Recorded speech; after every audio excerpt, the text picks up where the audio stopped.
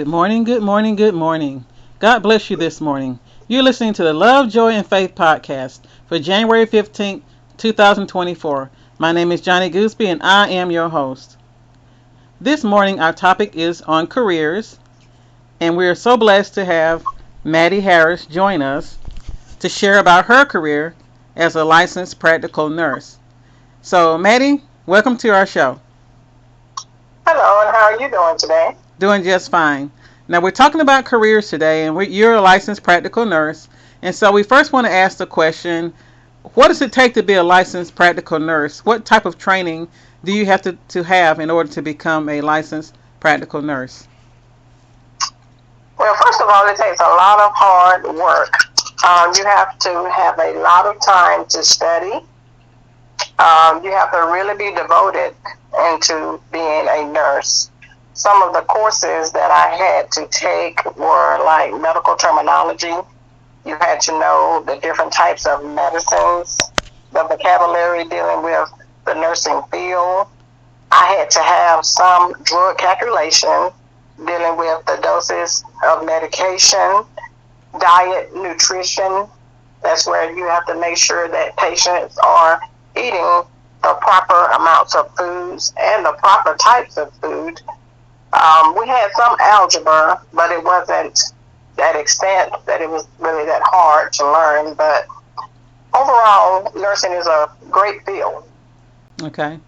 So for a person that wants to be a nurse in this 2024 year, is there any kind of advice you can give them as far as the career choice itself, let's see what we say, the stresses of the job? You know, I know there may be some nurses that have to work long hours or work overtime. As far as it is in regard to the family life, is there any type of advice you can give an aspiring student of nursing as far as family is concerned? When you're going to school to be a nurse and you do have a family, it's best to try and take the amount of classes that you can handle. You don't have to just jump in and take like 6 courses at one time. If you need to go part-time, take 3 courses every semester, just so that it won't burn you out or that you get overwhelmed to where it have you failing that course. You just need to cut back and just do what you can, just so that you can make passing grades and become the best nurse that you can be. Okay. And as far as licensure is concerned, is there any type of certification that you have to have every so many years, or is it just once you become an LPN license, that's it, or do you have to keep something upgraded, or how does that work? When you're an LPN, you have to renew your license every 2 years.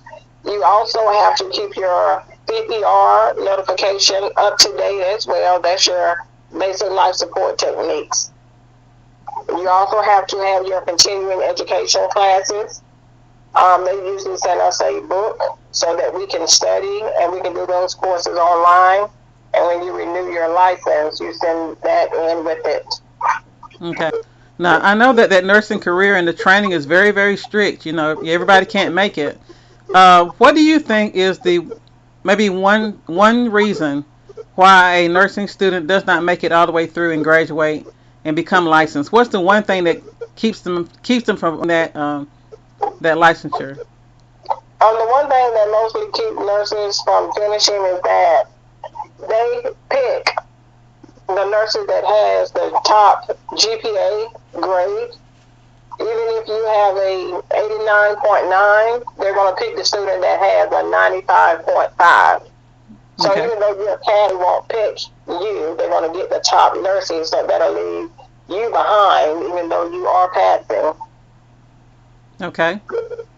Okay. So I also want to ask too, because I know that you serve as the choir director at your church, Zion Hill Baptist Church, and I want to ask you, how has faith played a role in your everyday life? I get up every morning, and while I get ready for my job, I find myself singing. And my son He would ask me, Mom, why you sing all the time? And I told him, I don't know, baby. When I open my mouth, that's the first thing that comes out. Because I know that God has helped me so much, and He's helped me with the journey of my career. I never gave up, even though things got rough along the ways. I never doubted myself of becoming a nurse. I prayed, and everything I've asked God for, He has given it to me. So I have to give Him the praise. Okay. Well, Mattie, I just want to thank you so much for being my guest this morning on the podcast. I was really been blessed to hear everything that I've learned about a nursing career and what it takes to become a nurse. I've been very informed, and that's a wonderful thing. So I thank you so much for being a guest on our program today. Do you have any parting words that you want to share for aspiring nursing students or anybody that may be going through something right now in their personal life? This podcast has been created to encourage people in their everyday life. We have trials and tribulations. Sometimes it gets us down, and maybe there's a nursing student right now that is kind of stressed out about that upcoming test or wondering if they're going to make it through. So I just want you to take a second, if you can give us any encouraging words or for a nursing student that may be kind of struggling right now. Yes, never give up on your dreams. If you are becoming a nurse, or if you want to become a nurse, make sure that your focus is on that. You ask God to guide you along the way. Whatever you feel you're falling short of, just tell God to help. Anything you ask Him for, He will give it to you. Amen. Amen. Amen. So thank you, Mattie, so much for being our guest this morning. And Thanks as for we having me. thank you. Thank you so much for being a part. Amen. And as we always say, may the Lord bless you and keep you. May He make His face shine upon you and be gracious to you. May the Lord lift His countenance upon you and give you peace.